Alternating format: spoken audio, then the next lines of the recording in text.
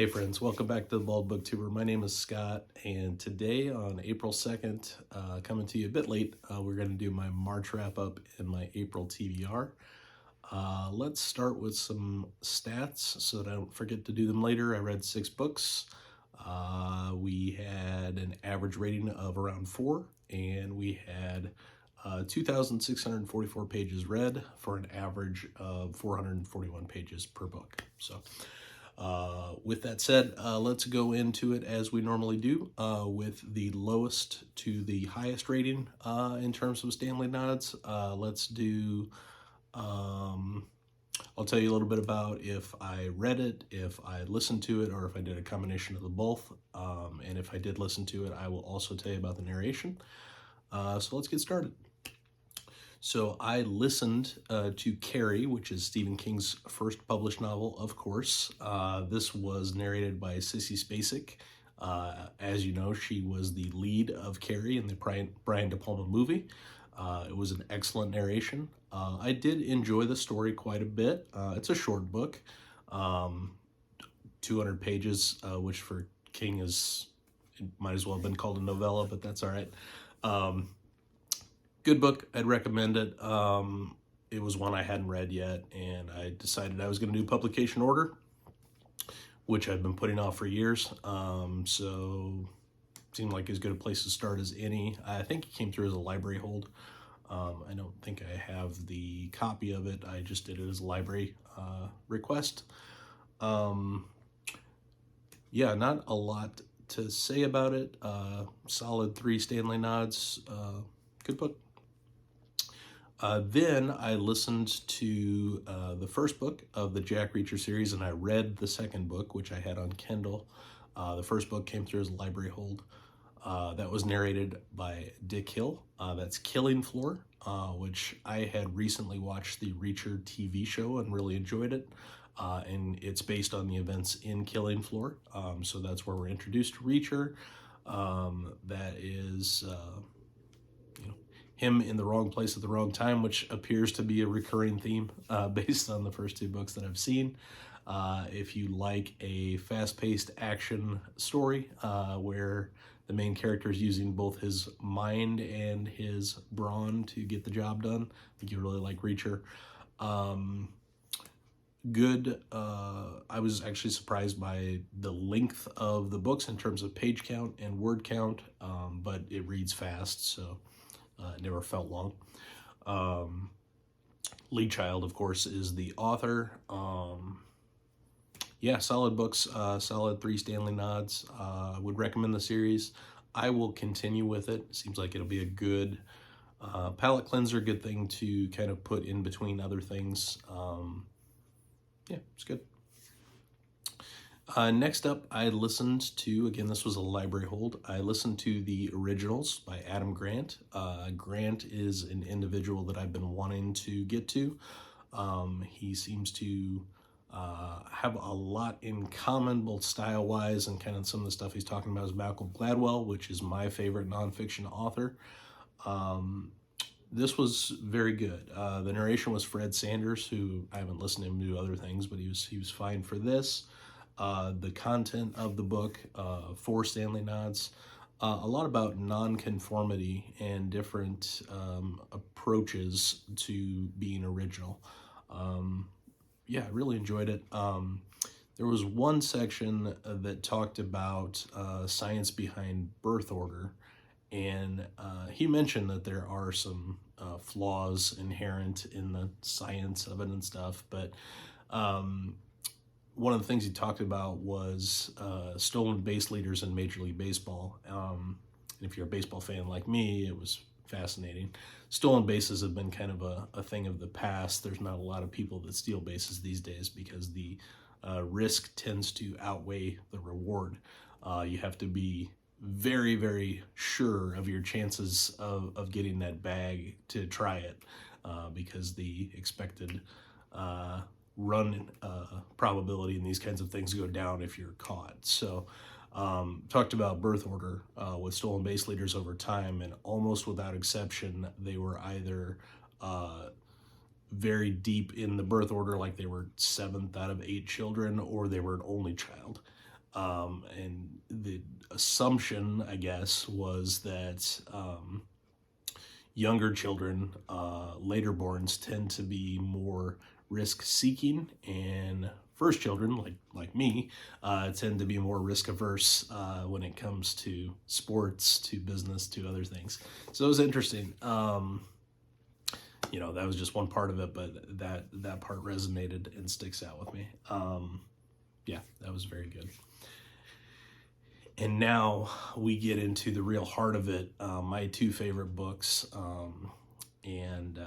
the latter half of this month was an all-timer. These are going to be two of my all-time favorite books. First up, we have The Wastelands by Stephen King. This is book 3, of course, of The Dark Tower, narrated, of course, by the incomparable Frank Muller. Just a treat all around. This book was fantastic. 5 Stanley nods easily and obviously. It is not yet my favorite in the series. I think Drawing of the Three still I like a tiny bit better. But that cliffhanger he leaves you on in this book, and I'm so ready for Wizard and Glass book 4. Blaine the Mono is a ridiculous and terrifying character that I love. Sentient creatures, I guess if you can call a train a creature, are right up my alley. Reminded me quite a bit of a live ship, sentient beings in Robin Hobb's live ship trader series. So I don't know if she got inspiration or not from this series and from this book in particular, but enjoyed it quite a lot. Yeah, I can't say enough good things. I'm having a great time on this read along. I'm having a great time with this series. Yeah, can't wait to continue. It's great stuff. And then, of course, on any normal month, that would probably be my book of the month without too much question. But this is not a normal month. This is a Sun Eater month. And we have Kingdoms of Death by Mr. Christopher Rocchio. Now, not everyone has universally loved this book that is a huge Sun Eater fan, and not everyone who has read this puts it at the top of the pile in terms of Sun Eater. I do. I absolutely adore this book.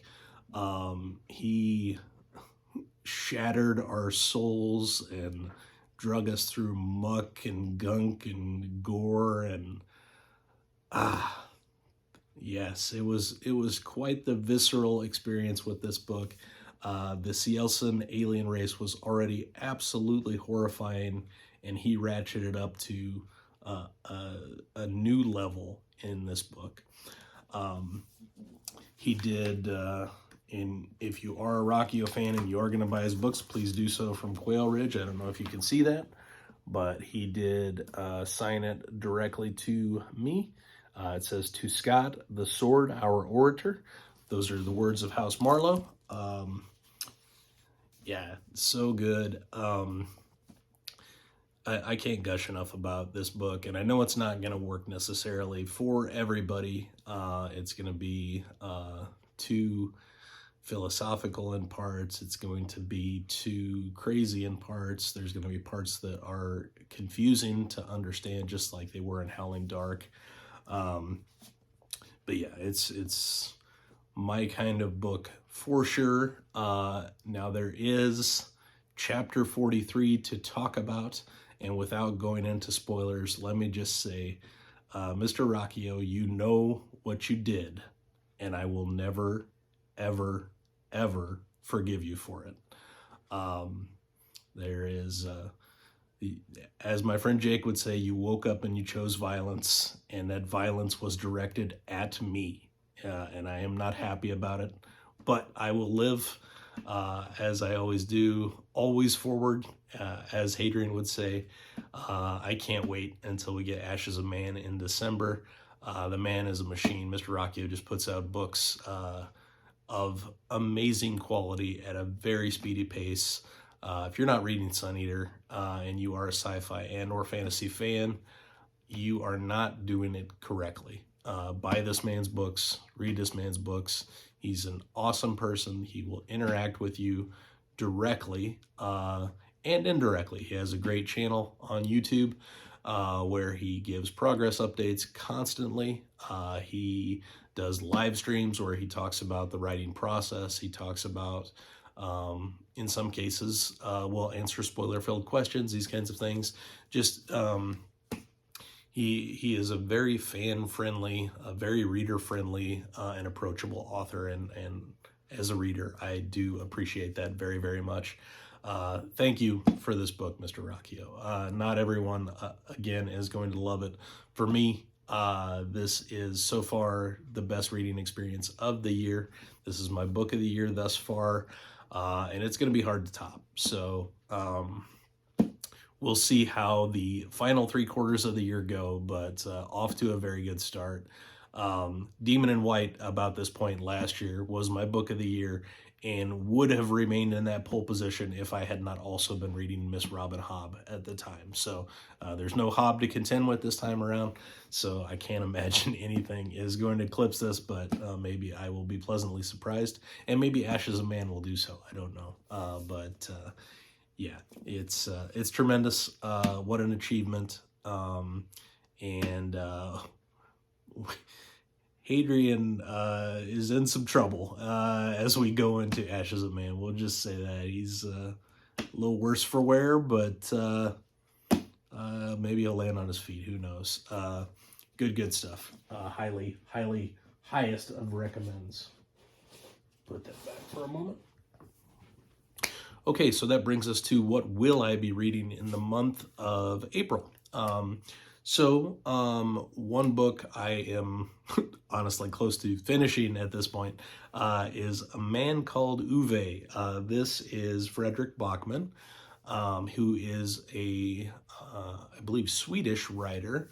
And this is the story of a grumpy old man who is dealing with loss. Kind of at the start, you could tell like he doesn't feel like he has a purpose, and he's really just thinking back to when he did and trying to come to grips with that. And as we go through the story, I won't spoil any major plot points, but we discover that he is a very meaningful person to many, many people, and he didn't necessarily realize it. It is heartbreaking. It is wonderful. I'm having an amazing time. I'm listening to the audio on it. It is being narrated by J.K. Simmons, the actor, and he's doing a phenomenal job. I can't envision any scenario in which this will get less than 5 Stanley nods. It would have to be just a horrible wrapping of the last 20% or whatever I have left of the book. It would have to be a disaster, and I don't envision that happening. He is a great writer with some awesome themes. This is my first Backman book. It will not be the last. I've heard great stuff about his entire catalog, and this has been like for more than a year I've been hearing about how great this book is. Madison gushes about it. My friend Jesse over Jack in the Book Stack loves this book. Several other people on Mike's Discord are massive fans, not only of this book, but of Backman in general, and have read his entire catalog. I just hadn't got to it yet. Now I have, and I'm having an amazing time. So I tell people that Uwe, the main character, reminds me almost entirely of my own maternal grandfather. The same type of snarkiness and grumpiness, without some of the same things. It's not a direct comparison, but very, very similar in type of personality, which I appreciate. So it's good to remember back on my grampy. Yeah, it's been fun. I will at some point be reading Hunger of the Gods. I think I mentioned it in my last wrap-up / plans. I have the arc. I've started it. I'm maybe a few chapters in, by John Gwynn. I'm struggling a bit with the names and things without audio as a crutch. So it's possible I may, on this one, just hold out until April 12th, when I believe the release happens. And I'll just read it immersively at that point, so that the narrator, Colin Mace, who's quite good, I enjoyed his narration in Shadow of the Gods, can just pronounce things for me, so I don't have to continually in my head figure out what the weird squiggly symbols and stuff, what that's supposed to translate to and be pronounced as. I have a hard time remembering people if I can't pronounce their names, and my memory is not awesome to begin with, so it's pretty important that I'm able to get that part of it right. All right, then we are going to be starting a read along on Mike's channel for the Licanius novels. It's a trilogy. The author is James Islington. We'll start with book 1, The Shadow of What Was Lost, which I think is a really cool title. Michael Kramer does the narration. I'll read it immersively. Madison, I believe, is leading that read along, but it'll be me and Madison and Brent and Theo, some friends of mine. Hello, Theo. I'm sure you'll be the first to comment on this. You always are, so I appreciate it. Yeah, it should be a good time. That's a series I've been interested in for a while, so we're going to knock that out over the course of the next 3 months. Then we're going to get to Wizard and Glass. So book 4 of The Dark Tower. I have the highest of hopes of this book. I can't really see a world where that's not going to be my book of the month, but, you know, we'll see what happens. A man called Uva may have something to say about it. But this is supposed to delve into Roland's backstory, which I am excited about. It's supposed to be told as a frame narrative, which I'm excited about. And I believe we'll probably pick up right at the events of the closing of the Wastelands book 3. So I'm super excited. I think this is going to be a good time. It also, sadly, is Frank Muller's last narration of the series before he passed away untimely. So I'm going to try and soak that in and enjoy it as much as I can. So that should be good. And then at some point, I'd like to do Salem's Lot, this book 2 by Stephen King. And I think it's probably going to be important to do this prior to getting to Wolves of the Kala, book 5 next month of Dark Tower, because as I understand it, Wolves of the Kala spoils everything in Salem's Lot, which is, you know, what King does. He likes to spoil his own books for his readers. I don't know why, but that's just something he does. So I'm going to try and read it before that happens. And I've heard nothing but overwhelmingly positive praise for that book. Some people say it's their favorite vampire novel. So I'm super excited to get to it. And then finally, at some point, I do want to finish up To Green Angel Tower. This is book 3 in Memory, Sorrow, and Thorn by Tad Williams, read by the awesome Andrew Wincott. I started this last month, and then I moved on to some other stuff. It wasn't that I wasn't enjoying it. It just was, it's a hard book to binge, is what I've found. You feel like you read for hours and hours and hours, and it barely makes a dent into into the percentage of the book completed. So not the fault of the book. It's just a massive book, and one in which I need to dedicate some time and either get that wrapped up in April or sometime in May. Like I said, am thoroughly enjoying the series as a whole. Even though I didn't enjoy book 2 as much as book 1, that's not really a knock on book 2, because book 1 is one of my favorite books I've read. Dragonbone Chair was spectacular. So, and I've heard nothing but universal praise for To Green Angel Tower, so we'll see how that goes. But I'm excited for it.